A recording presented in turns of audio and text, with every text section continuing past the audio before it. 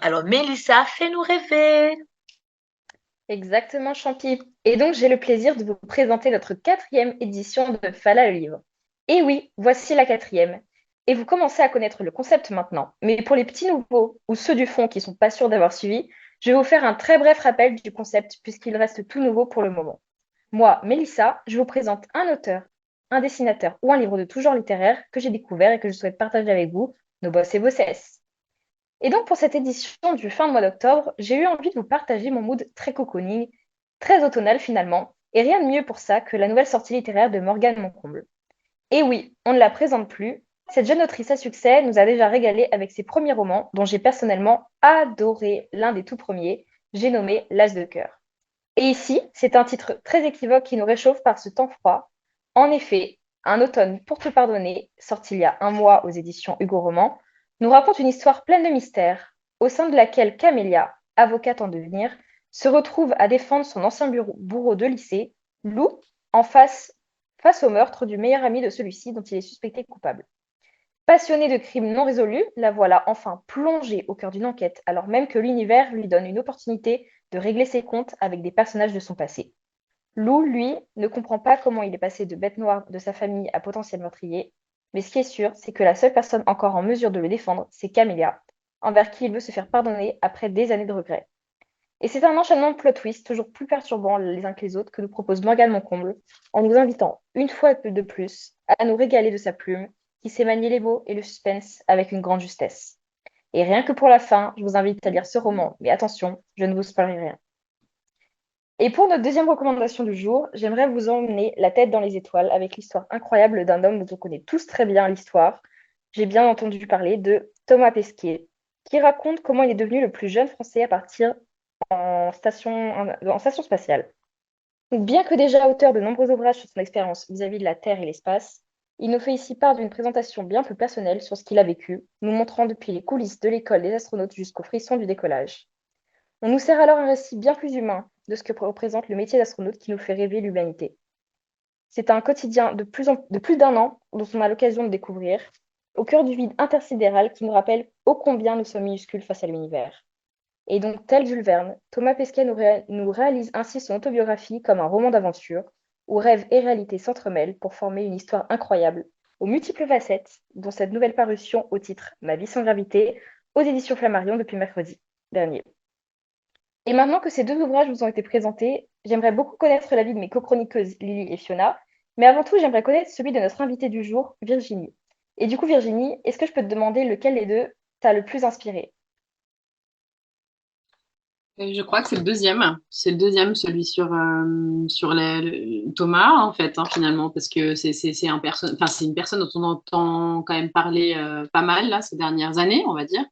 Donc, voilà, c'est celui qui me tenterait le plus, en tout cas. Ok, d'accord, bah super. Écoute, Lily, Fiona, je vous donne la parole, comme vous voulez. On commence par Euh, Lily. Ah non, excuse-moi, excuse-moi. On commence par Lily. Parce que toi et moi, finalement, on se connaît. On se connaît. Oui, vas-y, Hum, Lily. Bah écoute, moi je pense que je me laisserai tenter par le deuxième aussi. Alors je suis Thomas Pesquet hein, sur Facebook, sur sa page, donc j'aime bien suivre ses aventures. Et un petit côté chauvin aussi quand même, je trouve vraiment extraordinaire d'avoir un Français qui se retrouve à ce niveau-là, connu dans le monde entier. Voilà, donc je pense que j'aurais envie d'en savoir un petit peu plus. Et quand j'étais petite, j'aimais bien acheter le magazine Astronomie Magazine. Donc voilà, je pense que je serais contente de me replonger un petit peu là-dedans, même si depuis j'ai complètement décroché de ce qui est astronomie. Ah, donc, tu aimais l'astronomie? Moi, je ne savais pas. On en découvre des choses sur toi aujourd'hui, Lily. Ah, mais écoute, c'était vraiment, mais c'était parce qu'en fait, je crois que c'était en CM2, oui, c'est ça, en CM2, j'avais une institutrice qui était passionnée d'astronomie et qui nous faisait découvrir, je pense, bien plus que le programme. Et tu sais que même j'aurais dû normalement aller en voyage d'astronomie et ça ne s'est pas fait à quelques semaines du départ. On était Oh, tellement dommage. tristes. Voilà, donc tu vois, c'est peut-être ça en fait, c'est ce petit traumatisme de ne pas avoir été qui fait que je choisis le deuxième livre. D'accord. Et Fiona? Moi, je choisirais L'As de cœur, le premier livre avec Camélia. Je Déjà, savais. C'est pour ça que je voulais pas que tu dises. Je savais. mais pourquoi? Bon, en fait, en gros, je préfère les romans. L'astronomie, c'est pas un domaine qui m'a particulièrement intéressée depuis l'enfance. Il est vrai que j'ai vu des films de science-fiction et tout ça avec des astronautes, etc. Mais sinon, je préfère le roman. Je préfère une bonne histoire qui va me faire rêver ou bien imaginer des choses et je préfère être assise confortablement dans mon canapé en train de lire une telle histoire, en fait, avec plein d'actions, de rebondissements et tout. Et toi, Mélissa, qu'est-ce que toi-même tu as préféré dans ta rubrique? Bah, écoute, je dirais qu'ils sont très différents tous les deux, donc honnêtement, ça dépend un petit peu de mon mood. Bah, en fait, comme l'a dit Fiona, hein, finalement, le premier, il est très, vraiment, c'est pour se poser, c'est plus du divertissement. Le deuxième, c'est vraiment plus pour être informé, finalement. Et du coup, c'est voilà, c'est hyper intéressant. Ça nous fait découvrir une autre facette un petit peu du métier d'astronaute. Et du coup, voilà, c'est deux choses complètement différentes.